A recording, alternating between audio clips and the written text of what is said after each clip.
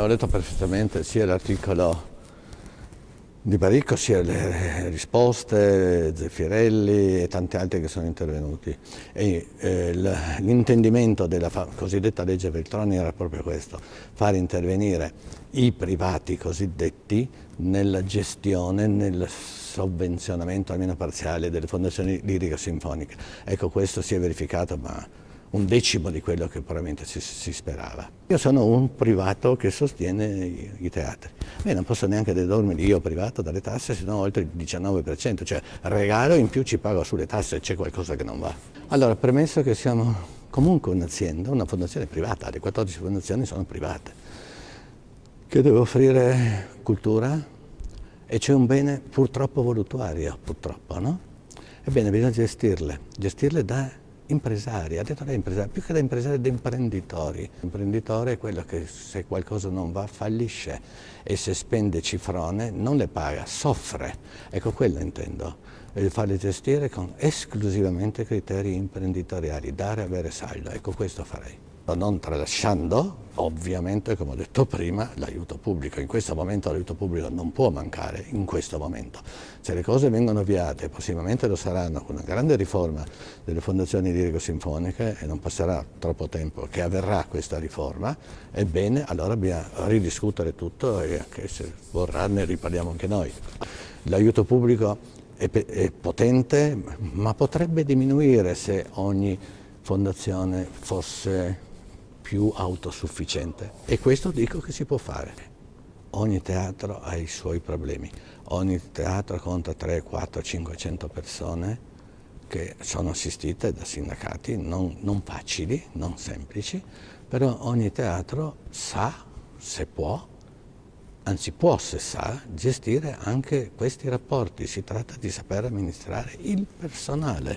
Pensando al Teatro di Trieste, questa azienda, così io la chiamo, è la quinta o sesta azienda di Trieste, pensi lei.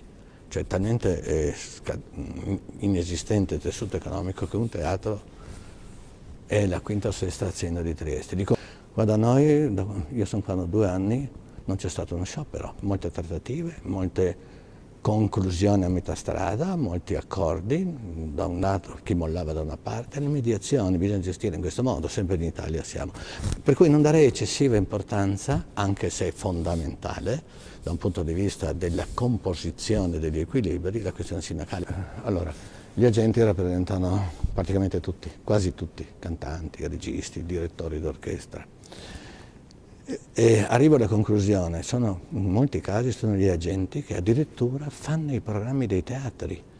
Non è che gli scrivono una lettera al teatro farei questo, ma nella loro trattativa salta fuori che portano il baritono tale, il tenore l'altro, a cui piace fare questo, a cui piace fare l'altro, e a un certo punto il discorso si conclude che 1, 2, 3 agenzie fanno i programmi. Le spese artistiche, 4, un buon 25, 50, oltre il 20-25%. Ci sono dei cantanti o dei direttori, degli uomini importanti, moltissimi esteri, che sono qualificati nella cognizione generale come dei miti, per cui se non gli si dà 30.000 ogni volta che alzano una bacchetta o qualcosa del genere, pare di combinare uno scandalo. Non ci sentiamo affatto in guerra con la televisione, una lamentela, quello che ho detto prima. Ma perché la TV nazionale, qualche rete nazionale, non porta al pubblico questi capolavori? Non siamo supportati dal mezzo pubblico, questo sì, ma se è vero che l'opera è cultura italiana, se è vero che è il grande biglietto da visita, se è vero che mi arrivano gente dall'estero, allora dicono, se tutto questo è vero, perché no la cultura?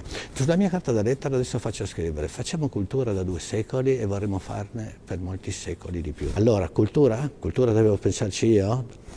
Parzialmente, deve pensarci lo Stato molto più che parzialmente. Certamente non col sistema di adesso, quello è sprecato, sono soldi buttati. Con i mezzi che ho, cercare di ottenere il massimo possibile, non indebitare la ditta sul futuro e lasciare a Pantalone o al mio successore una mostruosità di debiti come si usa a fare in Italia poi.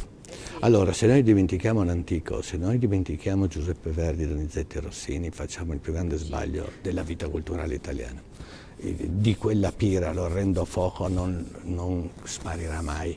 Musica nuova, sì, ogni teatro, quantomeno una volta all'anno, presenta al proprio pubblico musica commissionata da autori viventi. Non hanno lo stesso successo, lo avranno forse, non lo so. E in più ci sono in questo momento giovani registi rampanti, anche italiani, che presentano il tradizionale in una forma diversa.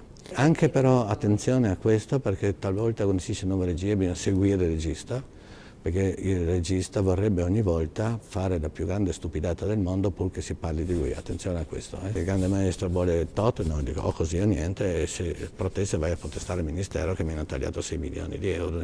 6 milioni di euro vuol dire che io non vedrò gli incassi di 2 stagioni.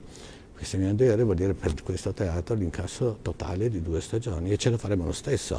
Qualche volta dico, immaginiamo che invece non me li avessero tagliati, a quest'ora saremmo meglio della Scala, ma questo forse non dovevo dirlo. Generale di cantanti italiani, ne conosco diversi, sono in crescita, ma non ci sono più in questo momento i Corelli, i Del Monaco, i Di Stefano. Noi abbiamo qua, in Italia, credo anche in Europa, questa carenza.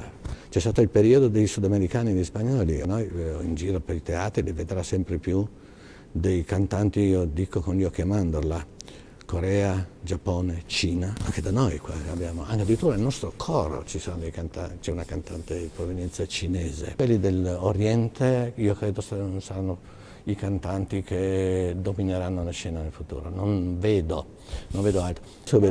Ognuno di noi melomani ha un'aria in testa, per me è Casta Diva, se questa ci vediamo a teatro spero.